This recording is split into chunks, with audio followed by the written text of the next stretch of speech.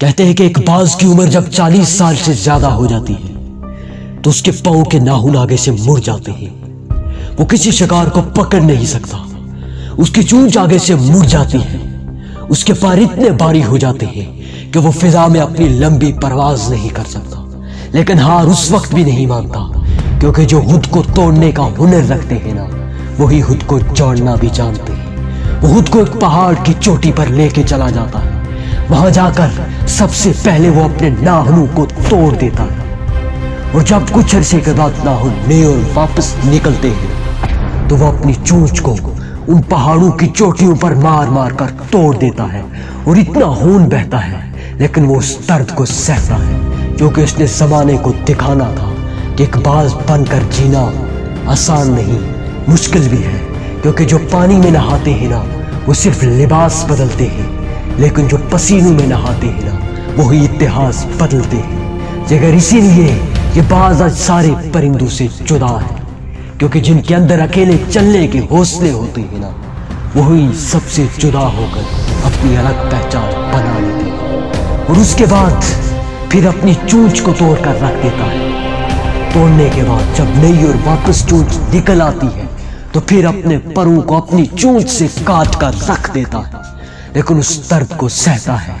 And after the process of 6 months एक नई परवाज के साथ फिर नीचे आता है और जमाने को बता देता है कि हाँ, जो जिंदगी की छोटी मुश्किलों से डरते नहीं है ना, वही जिंदगी को बड़े मैदानों में कुछ करते हैं। हाँ, जो जिंदगी की छोटी मुश्किलों से डरते नहीं है ना, वही जिंदगी के बड़े मैदानों में कुछ करते हैं। और याद रखना कि अगर तुमने छोटी मुश्किलों से टक्कर लेने की ठान ली हुई है ना, तो एक वक्त आएगा कि तुम बड़े मैदानों में सिपा सालार बनकर आगे खड़े हो।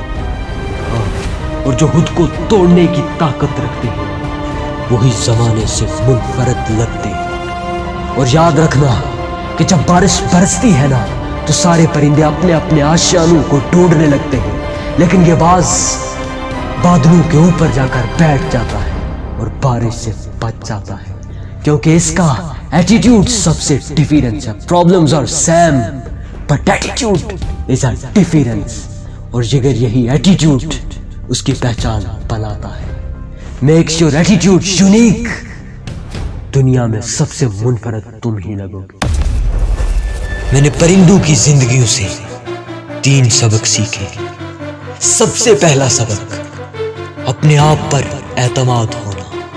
एक परिंदे को आसमान पर उतरने से पहले अपने आप पर यह यकीन होता है कि हाँ, अगर मैं बना हूं तो बस उड़ने के लिए बना हूं। वो कभी भी ये नहीं सोचता कि मैं उड़ पाऊंगा या कि नहीं, बस वो यही सोचता है कि मैंने उड़ना है, और फिर सीधा आसमान पर पर खोलता है और उड़ना शुरू कर देता है। अपने आप पर यह यकीन रखना कि तुम भी उड़ सकते हो, बस अपने अंदर वो हौसला पैदा कर।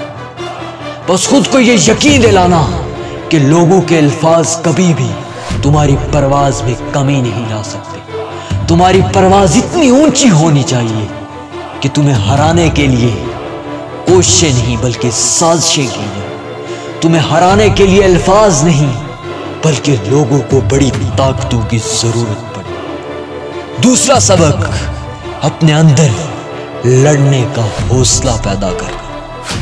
परिंदे कभी भी तेज हवाओं और आंधियों को देखकर पीछे नहीं हटते, बल्कि अपने परों पर यकीन और अपनी सलाहियतों पर नाज होता है।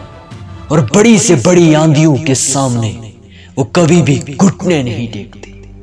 बड़ी से बड़ी तेज हवाएं भी उनके सामने से होकर निकल जाती हैं, लेकिन वो कभी भी उनको देखकर घबराते नहीं। तुम भी ये यकीन रखना कि बड़ी से बड़ी मुश्किल आ जाए, तुम घुटने नहीं टेकोगे, बस अपनी मंजिल की तरफ चलते रहोगे। अगर खुद को किसी चीज के काबिल बनाना है ना, तो सबसे पहले अपनी काबिलियत पे नाज करना शुरू कर दो। अगर दूसरों से जुदा देखना है ना खुद को, तो खुद को ऐसा बनाओ कि कोई तुम सा बन ना सके। और तीसरा सबक, कि परिंदे कभी भी अपनी परवाज में कमी नहीं लाते। बस उनकी सोच होती है कि मैंने उड़ना है, और फिर बस उड़ना है। एक आसमां को अबूर करके फिर दूसरे आसमां की कोशिश में निकल जाते हैं। वो कभी भी ये नहीं कहते कि बस मैं जीत चुका हूं, बल्कि हर एक जीत के बाद वो एक नया टारगेट सेट कर लेते हैं। हाँ, वो एक नया टारगेट सेट कर लेते हैं। परिंदा पहली बार उड़ने से पहले ये नहीं सोचता कि मैं उड़ पाऊंगा या कि नहीं उड़ पाऊंगा। वो अपने परों को फड़फड़ाना शुरू कर देता और देखते ही देखते फिर फिजा में परवाज करना शुरू कर देता। दुनिया के बड़े एक्सपर्ट्स बताते हैं कि परिंदे कभी भी अपने परों के जोर पर नहीं उड़ते। अगर परिंदे उड़ते हैं ना, तो अपनी हरकत, अपने जज्बे, अपनी तड़प और अपनी कसक की वजह से उड़ते। अगर परिंदे हवा में उड़ते हैं, एक इंसान भी उड़ान भर सकता है। अगर कमी है तो बस उस जज्बे की, अगर कमी है तो बस उस तड़प की। परों को खोल, ज़माना उड़ान देखता है। जमीन पर बैठकर क्या आसमान देखता है। अगर उड़ने की जिद हो ना, तो कटे हुए परों से भी परिंदे उड़ना शुरू कर देते हैं। अगर उड़ने की जिद हो जाए ना, तो फिर हवाओं को भी, फिर तेज आंधियों को भी रास्ता देना पड़ जाता है। यकीन के अंदर वो ताकत है जो कभी भी इंसान को गिरने नहीं देती।